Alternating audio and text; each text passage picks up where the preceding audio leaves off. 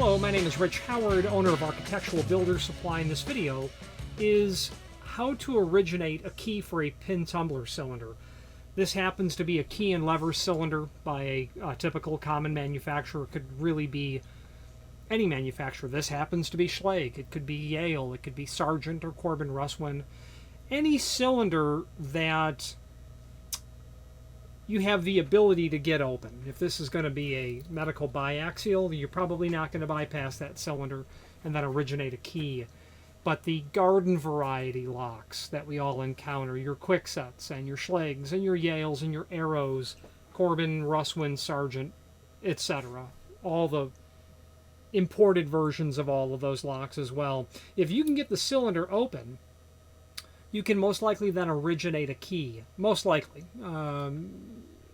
In theory, you can always originate a key. It's just a matter of, will your skills and knowledge and tools get you there? This happens to be just a typical 6-pin Schlage C keyway that, let's pretend that a customer comes in. That customer can walk in with a key and lever, key and knob, mortise cylinder, rim cylinder, any type of cylinder that's typical pin tumbler, and he says, I've lost the key that operates this. Okay. The next question is, well, do you want a new key to operate this, or do you want the original key to operate this? And the client will say, I can't have a new key. I've got to have this in the same system because I've got this and 20 other cylinders that are on all the same key. An application for that could literally be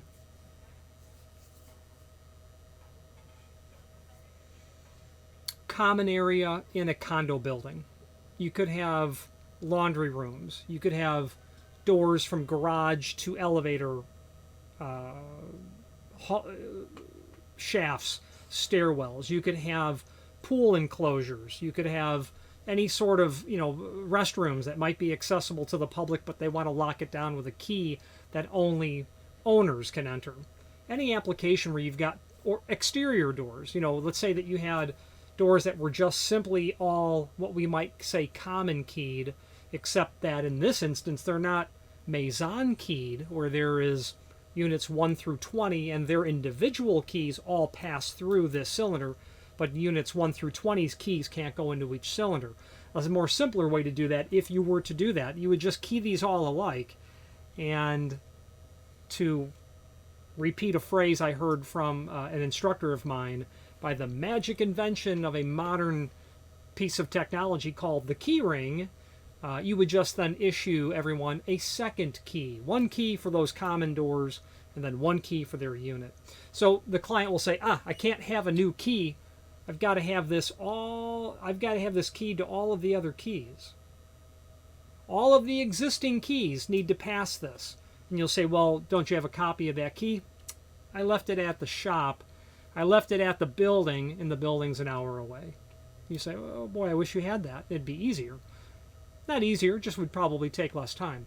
Now, as an aside, a client walking in with something like this and saying, I need you to make me the key that operates this without rekeying it, or I don't need a new key, that's really tricky business. You would not ever want to engage in just taking a cylinder, taking it apart, decoding it,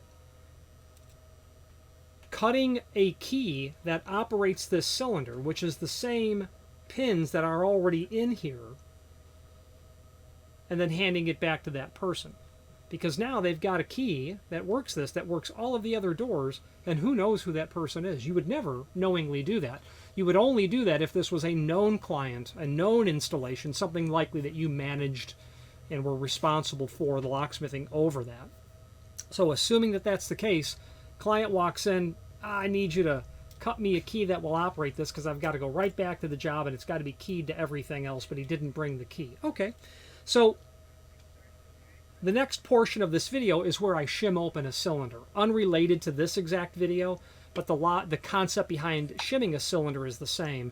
Probably two ways to get this open non-destructively. One is shimming, that's the next part of this video. The second would be picking the cylinder using common locksmithing tools. I would always opt to shim a cylinder open, frankly, because for me it's far easier than picking a lock open, which is likely the end of time will come before I can get a cylinder open that way. But shimming, I can usually get it open really well. So the next part of this video will be me shimming a cylinder, and when that's done, we're going to come back to this cylinder being opened with the rest of the video ready to go. So let's move on.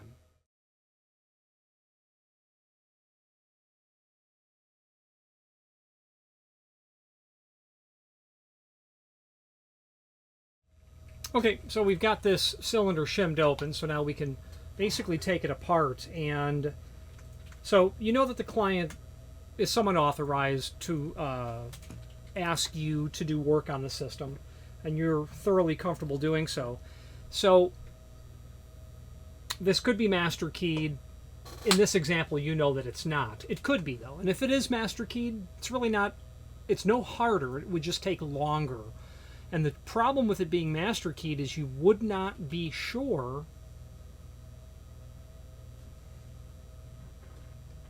what key you were cutting. So the client wants to leave with a working key. If it was master keyed, if it was more than one level of keying, you would not really ever be sure of what cuts on the key would be a master key and what cuts would be the change key, meaning what pins would be satisfied in each chamber. If you had a master pin in one chamber, you wouldn't get it wrong because you would cut two keys. You would have, for simplicity's sake, in the first chamber there was a number 3 master pin. There was a 4 bottom pin and a 3 master. So the possible combinations that will work that chamber are 4 or 7. And then all the other cuts, let's just say they're 5. So 4, 5, 5, 5, 5, 5, or 7, 5, 5, 5, 5, 5. You could cut one of each key. Doesn't matter to you which is which. He'll figure it out.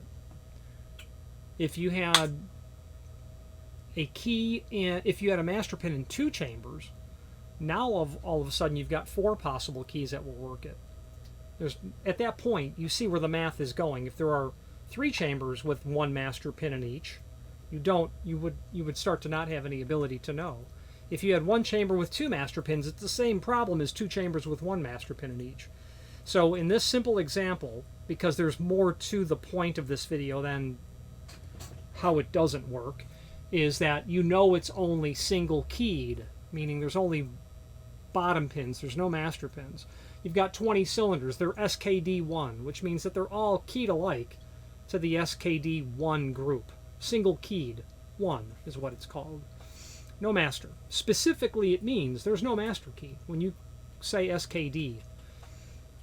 So at this point, what I need to do is get the cylinder out.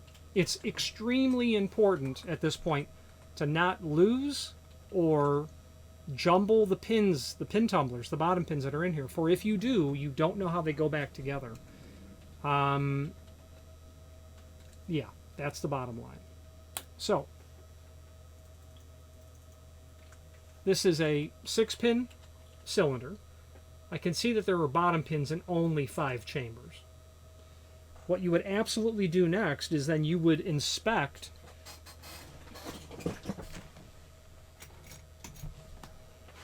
all 5 of these chambers to make sure that there are no master pins up in what's called the Bible of the cylinder plug.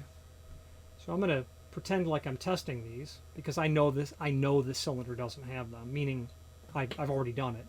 But you are going to check each of those to make sure, and you're pulling the cylinder, the plug follower back as you reveal what's in each chamber. And frankly, the way that you would do this properly would be to simply remove all of the pins and springs, which, let's do that anyway. Before you were to do such a thing, you need to be mindful of what's the front of the cylinder plug. Looking at this, I can see that there's a notch on the back side. I always use this end of the plug follower as the front, meaning when this comes out and through, I know that this end is the front of the plug, the front of the cylinder plug. You'll see that there's a notch here on the back of this here, a shoulder. If there's not one here, this is the one that would be the front without the shoulder or notch. You can take a marker if you like. I don't see any problem doing it, marking the front of that. So now you know that's the front. Okay. So in order to be absolutely sure, what you would literally do is pull your plug follower out Now you've got loose springs and pins. You're going to take those and dump them out, and there they are. At this point, you'll put them all down in front of you. You can, and I can see at this point, yep, we've got nothing other than 5 springs and 5 top pin or driver pins. What you'll do at this point is you'll load them all back. The way that I like to do it is I will go to like the 3rd chamber and drop a spring. I'll go to the 2nd chamber and drop a spring. I'll go to the 1st chamber and drop a spring. Now I've got springs in the first 3 chambers. Go to the back side. I'll drop a spring into the 4th chamber.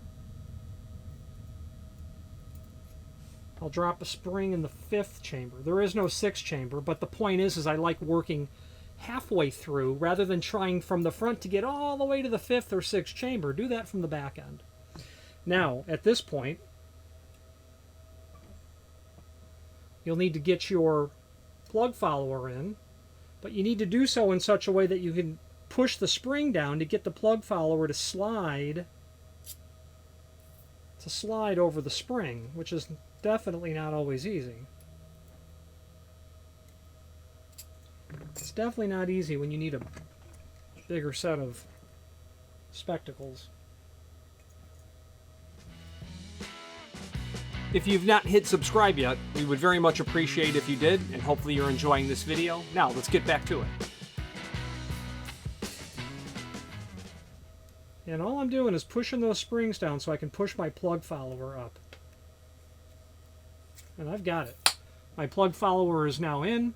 There are no driver pins in there. So what I'll do at this point is just pull it back so I reveal chambers 1, 2, and 3. Okay. Then I'll take my tweezers, because you'll need tweezers for this. There is a tool, a loading tool for doing this. I don't use it because I find this method good enough, and because I try to make a habit of not losing these springs or pins unintentionally. Get that set in there, putting pressure on the plug follower to push it forward to hold that, and then I just push the driver pin down. If you have pinned cylinders in the past, you've likely encountered having to do this on the very first day that you were learning how to key cylinders. I've got chambers 3, 2, and 1 now loaded with their driver pins. I'll pull that out and go to the back side of it and go all the way to reveal only my 4th chamber. Only go halfway through.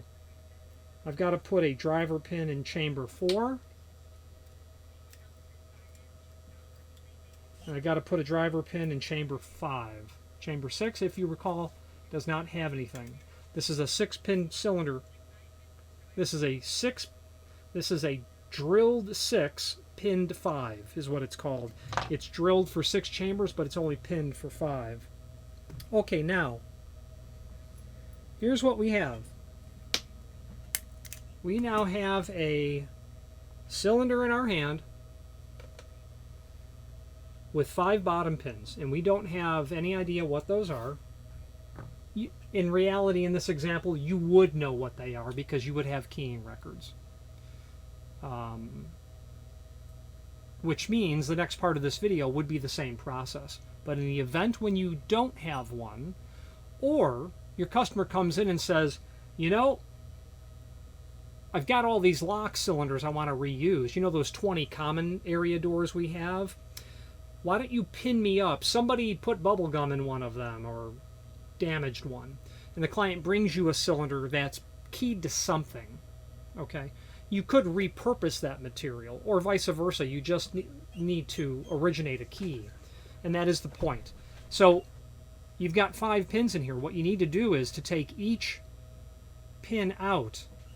And generally what someone will do, they'll have a pinning mat below them where you can put the 5 bottom pins in order, chambers 1 through 5 in this case.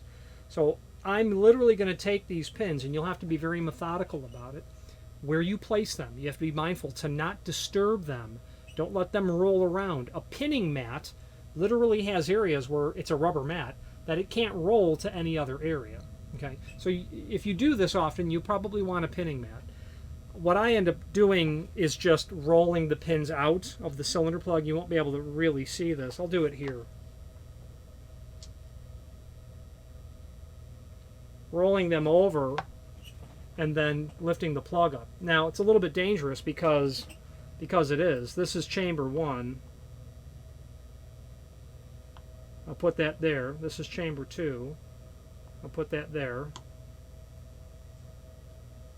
And if you had a pinning mat, you would be doing this just in a pinning mat. I'm not worried about losing these pins because this is just an example video, but if I was, I would be taking all safeguards to make sure that these pins could not be lost or disturbed. Very important. Left to right, chamber 1, 2, 3, 4, 5. Not 1, 2, 3, 4, 5. Left to right is how I've done it. You have to remember that you've done it that way. So now, what do I do with these pins? What do I do with them? Well, what you have to do with them is you have to measure them. You have to figure out what they are. Now, there's different ways to do this, and I'm no expert, but you could have a set of depth keys. Very typical, very common. You could have a large key ring with 10 keys on it from Schlage. This happens to be Schlage. You could have a key cut to 0, 0, 0, 0, 0. You could have a key cut to 1, 1, 1, 1, 1. You could have a key cut to 2, 2, 2, 2, 2, all the way up to 9, 9, 9, 9, 9, 9. What you could then do is take that one pin, put it in here, stick your depth keys in there, put a 3 in there, and see where is the pin. Too high, too low. Okay, well, it's too high. Okay, great. Take that 3 out, put the 2 in. Is it flush? Bingo. You know you've got a 2 cut. I don't have a set of depth keys. And it's because I don't really ever need them. And quite frankly, when you're pinning a cylinder, if you do it enough, you will be able to look at a pin or a cut on a key and guess it to within generally 1 cut, or you're very close after you do it enough. A little bit of practice and you can nail it every time. So that would be one way to figure this out, but you may not have a set of depth keys for, Corbin 67. You may not know what any of this is. You might have a Blitz machine, but you really don't want to cut depth keys, even though it'd be nice to have, but I don't know that you really need that. Another thing that I've done in the past is if I've had a situation like this, I would just go to the shelf and get 3 other cylinders, because you'll have random cuts on those. And those 3 other cylinders you can use to put in there and then figure out what the height is of each. On a key that would operate this, there could be easily 4 different cuts, if not 5. 3, 4, 5 different cuts. So you've got half of a set of depth keys just in one key, basically, if you've got 4 or 5 of them, different cuts. If you had 6, 8, 7, 4, 9, that's 5 depths on a single key. The point is, there's different ways to get here, but the way we're going to get here is talking more about the science of it. So a caliper is one of the absolute most necessary tools for a locksmith when they're doing locksmithing beyond just simply pinning cylinders or recombinating cylinders. If you're working on the science of locksmithing, you're going to need a caliper. So I'm going to take that number 1 and I'm going to measure it. Its overall height is what I'm interested in.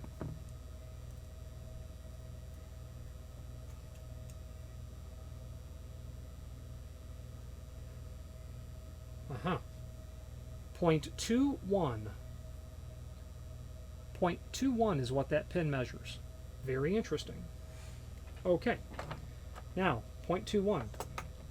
Let's move on now and let's talk about what we do. I would take and measure all of them. I would write those numbers down is what I would do. Maybe you don't have to, but that's what we'll do. We're going to pretend that I've taken all of them and written them down. And now we're going to switch to the screen view where I'm going to be able to show you what you'll do with a 0.210. What do you do with that?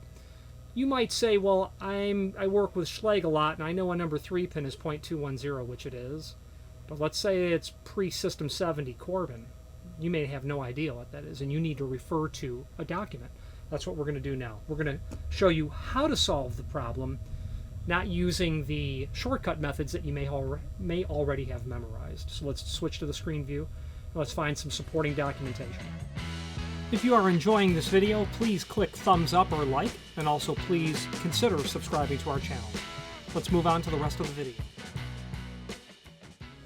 Okay, as we move forward, figuring out how to decode or originate a key for a pin tumbler cylinder, we've got the pins removed here, and they're in order of which they were removed from the cylinder, chambers 1 through 5. Okay. You're going to want to be really sure, really positive to not alter the arrangement of these pins at all. Otherwise, in our example, you're cutting a key for a lock where they need a key cut for it, but it's going to work in the rest of the system. So you need to be sure of what you're doing. So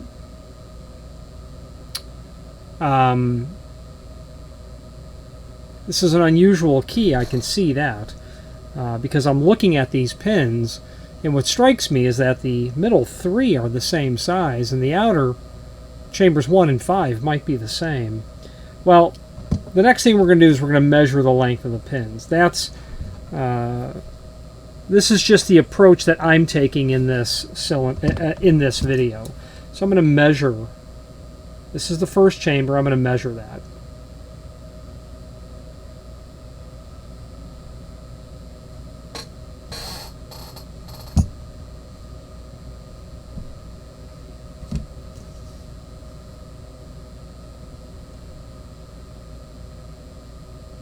It's 0.1, pardon me, it's 0.21 is what it is. It's 0.21 is what that's coming out to be. There you go. See a little bit better there. 0.21 without the glare of the lights overhead. There we go. 0.21. So the first, well, the pin fell out. That's okay. So the first chamber is 0.21. Now what I'm going to do, 1, 2, 3, 4, 5, 0.21, 0.210. The second pin, chamber 2,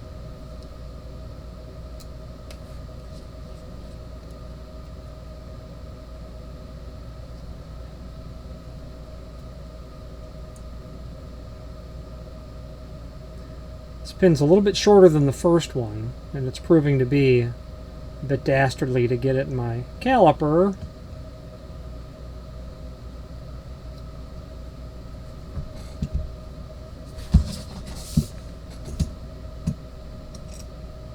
There we go.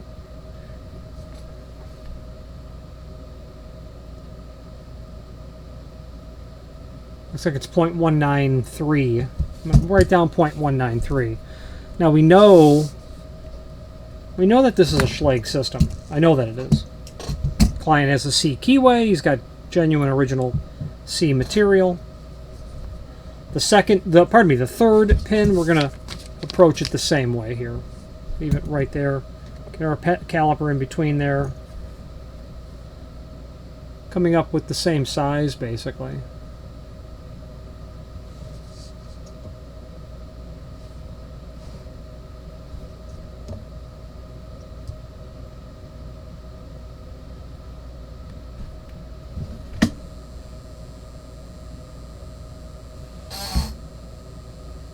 Having a little bit of trouble getting our camera focused there.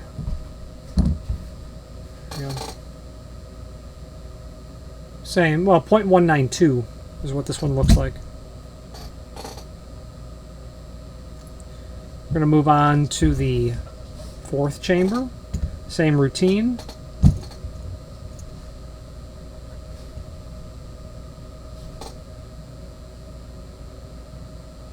.192 again. Sorry, I wasn't writing these down. 192, 0.192, 5. Let's get 5 in there.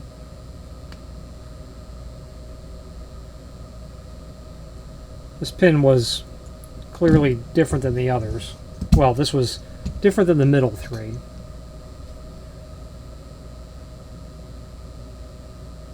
.21 again, so it's the same as the first chamber. So this is an unusual key.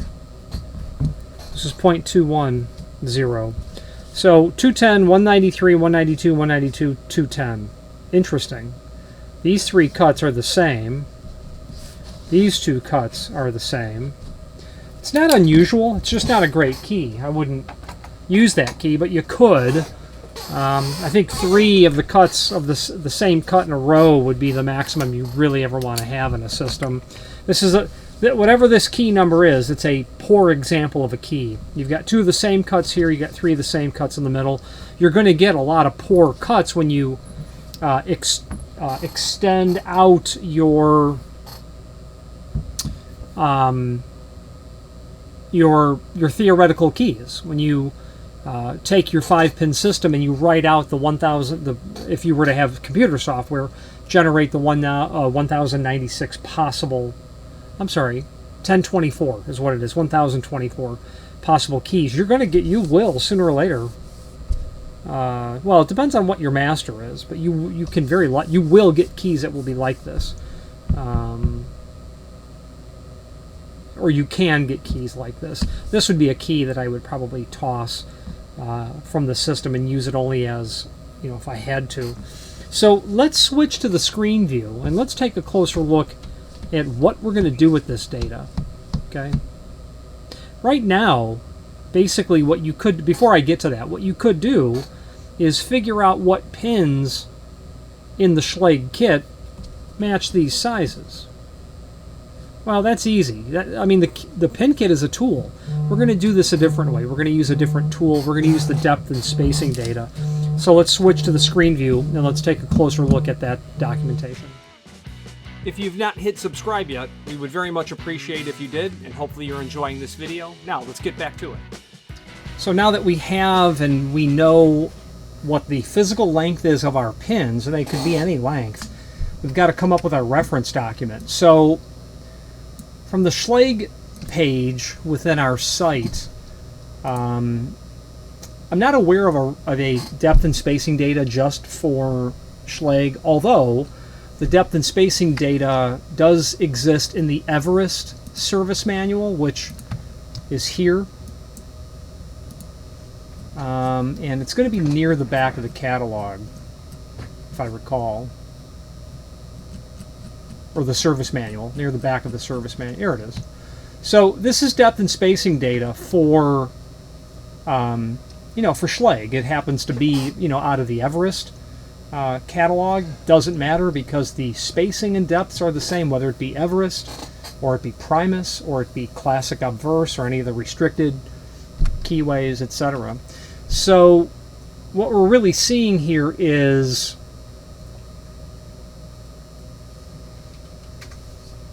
okay, so they have pin and spring length. We know that we measured some that were basically 0.210 and some that were basically 195. So that tells you. We had the first and fifth chamber were basically 0.210, and chambers 2, 3, and 4 were like 193, 192. Well, that's a 2-cut. That's a 2-pin is what that is. But what they also give you here now, something very interesting, is if you study our 3-cut, which was chambers 1 and 5, and you come up to the root depth, that's 0.290. So what's that all about? Well, the root depth is the dimension from the bottom of the key blank to the bottom of the cut. So if you take 0.305 and add 0.210, you're going to get 0.515. I had mentioned earlier the term the effective plug diameter, and I want to show you where you can find that data. So in our website, ABS, if you go to the manufacturer's page, and then you Control F, find function for ABS. This is our site, our company, and I have here a bunch of encyclopedic information, and I have list. There it is. List Council Locksmith Dictionary. And I'm going to do a Control F for the word effective. Effective plug diameter. The dimension obtained by adding the root depth of a key to the length of its corresponding bottom pin, which establishes a perfect shear line. This will not necessarily be the same as the actual plug diameter. So what that means is if you took the cylinder plug and put a caliper on it, it's not going to measure 0.515. It's going to measure about 0.5. You need to have a little bit of room around there, around the area, the circumference between the plug and the shell or the housing. So we've established the ability to approach figuring out what the cuts are by either knowing the pin length and converting it according to the manufacturer's published data, or possibly knowing the root depth. That's, while it's not necessarily germane to this conversation, it's being pointed out. Now, in terms of depth and spacing data, I would suggest that you go to that same manufacturer's page and do a find function for HPC, and you'll find HPC, which is here somewhere, right there. And then you'll go to depth and spacing data by manufacturer. We're going to Control F for Schlage.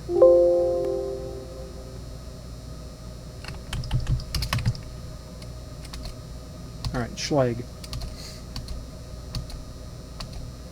Schlage standard, right here. I know that this is the right data because a C45 is the proper card for a Blitz machine. They're giving you spacing. Space 1 is the dimension from the shoulder stop to the center of the first cut, which would be, they say 0.231, shoulder to the first cut. What does HPC say? 0.231. Perfect. Then if you added 156 basically to everything, if you added 0.156, you're going to come up with the center to center, because that's what the dimension is. 156 plus 231 is 387. 156 plus 387 is 543. So the center to center is all the same. Then in terms of depths, they're giving you the root depth. So the root depth on a 3-cut is 0.290. That's the root depth. If we go back to the Schlage, the root depth on a 3 is a 290. So the depth and spacing data found here, when you look at HPC, they're giving you root depth. So if you know the effective plug diameter is basically 1/2 inch, you can measure your pin, you can take your 1/2 inch, subtract the pin length, and be left with a root depth. And then at that point, you're really close. Realizing that about 15 thousandths is for the margin between the plug and the shell, you're going to be able to deduce very accurately what your cut is. So if I measured a 0.210, and I subtracted that from 0.5 and then my 15 thousandths, I'm going to realize the best answer is likely a number 3. Okay? So with a caliper and some knowledge and depth and spacing data, you can take a key and measure it and know what it is. Or you can take a cylinder apart and measure the pin and then know or determine what the cut is. The only time that this stuff really goes sideways is when you have an extremely worn plug, bottom pins, the whole 9 yards. You've got keys that are really worn, but nonetheless, you're going to be in the ballpark. And when you have extremely worn parts, it's time to replace them. Even the cylinder, if it no longer works correctly. This material, brass, nickel, silver, it all wears out with time. Back 100 years ago, and by the way, so depth and spacing data, right there. The C45 Blitz card, the HPC Blitz card, the C45 card, which Schlage refers to here. If you're using a Blitz machine at 1200, that would be the card you'd insert. All of this data is actually on the card as well. Regarding friction and parts wearing out, many, many years ago, Corbin Russwin had ball bearings that they actually installed, and I believe the diameter of the ball bearing was equal to a number 2 master pin. And the Corbin Russwin cylinder manual is here. I don't know, actually.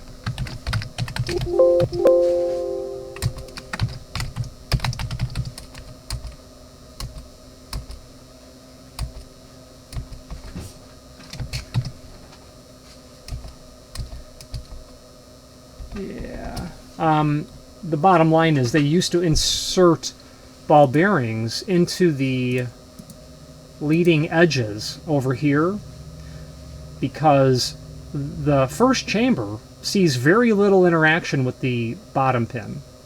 But the 6 chamber in this example, this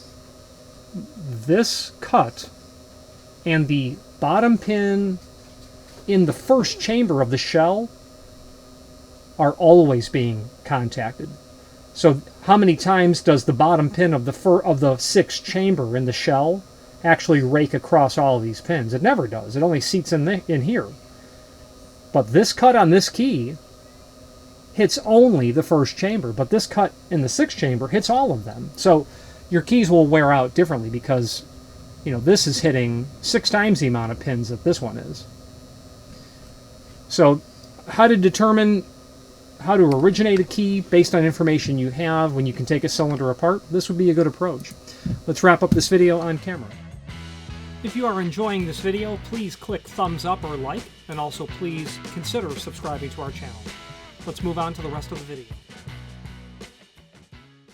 So perhaps that was the long way around determining how to originate a key, but it's very common to have a client come in with just a cylinder, and you need to figure out what key operates it, and you can't disturb the existing cylinder in terms of what keys are already passing it. Another example that comes to mind, and back to that list council dictionary, if you looked up Maison, M-A-I-S-O-N, it's, you know, it's common keying is really what it is. So if a client comes to you and says, I've got this cylinder, it's on the front of the 3-flap, and he says, I've got 2 of the keys that operate it. I need you to cut me the 3rd that I don't know that's been lost. And the client says, but you have to cut me the exact key because I have the tenants that go through that common key, and I don't want to hand out new keys because I won't be able to see the tenants when they come home, because if they can't get in the common door, they can't get to their apartment, their condo, whatever it is. So by virtue of this method, you can back into figuring out the missing key. You've got 2 of the 3 keys, you can measure, and then when you take the pins out, you will be able to decide, conclude what the method of bitting progression is as well. You can dive into the total position progression and rotating constant, how that could have been achieved. But no matter what, you will get a lot closer to the answer by using these methods of analyzing what data you have and then drawing on your experience and then resource documents. I can't more strongly urge you to not only join ALOA but participate in their classes, because the people teaching these classes, as I've said in the past, they're the most famous people that no one has ever heard of, and the knowledge that you'll gain through this classwork will be absolutely directly related to your ability to monetize your skill and knowledge. And this video and many others on locksmithing that I've done is exactly how I like to explain to customers why it costs $25 for a locksmith to repin a cylinder that he's doing in 3 minutes. It's the years and decades of time spent studying the craft is how that locksmith got to that point, which is why it costs what it costs. Any questions on how to originate a key, please feel free to reach out to us. Thank you. Thank you for watching, and if you've enjoyed this video, please click thumbs up, please subscribe, and maybe even send the video to someone that you know. Thank you.